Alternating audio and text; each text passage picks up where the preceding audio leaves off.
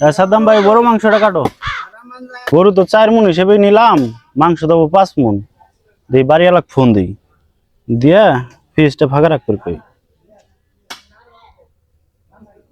Hello, ফ্রিজে যা আছে সব পরিষ্কার করে ফ্রিজটা ফাঁকা রাখো।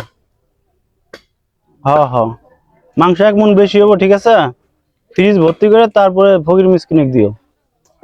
আচ্ছা আচ্ছা।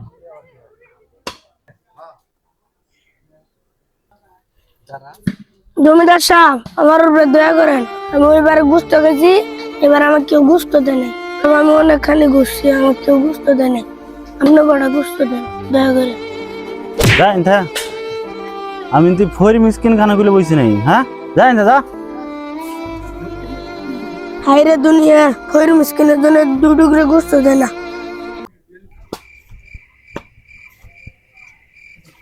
ভাই আমাকে 2 টুকরে গোস্ত দেন, আমি অসল মানুষ, আমি কিনে খাবে না, আমাকে 2 টুকরে গোস্ত দেন।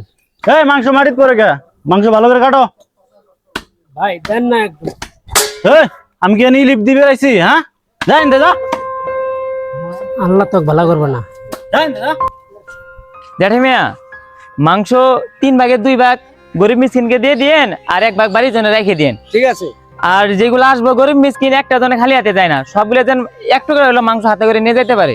ওখান থেকে গেলাম, খেলে নাচতে নাচতে ভাগাই দিল। পুজো গরু দেবো করতেছে, যাই দেই। আম্মা গুস্ত খাওয়া চাইছে। ভাই আমি জিনতে যাই, আমাকে সবাই খালি ভাগাই দেয়। দয়া করে আপনার বুলে আসি, আমাকে গুস্ত দেন করা। তুমি এইভাবে বলতেছো কেন? একে কিছু পরিমাণ মাংস দিয়ে দাও তো, যাও। আল্লাহ আপনার করে কুরবানি কবুল হোক। হাই রে কপাল, কেউ একটু ওরা গোস্ত কেউ দিল না। আমার গুস্ত খাওয়ার আশা ছিল, আল্লাহ আমার আশা পূরণ করছে। ভাই আজকে কালেকশন হইলো? ভাই এখান থেকে গেছিলাম, গোস্ত দেয় নাই, ভাগাই দিচ্ছে। জমিদারের বাড়ি গেছিলাম আমি, আমার গাছ ধরে ভাগাই দিছে। কুমিরে পলাশ আছে না, কারমিস করে কুরবানি দিছে, যে আমার গুস্ত দিল। আসলে ভাই আল্লাহ যাক ধন দেয় তাক মন দেয় না। আমি ইতিম, আপনি প্রতিবন্ধী, যেহেতু আমি কটা গুস্ত পাইছি, আপনি কটা নেন, আমি কটা নেন। আল্লাহ তোমাকে ভালাই করুক।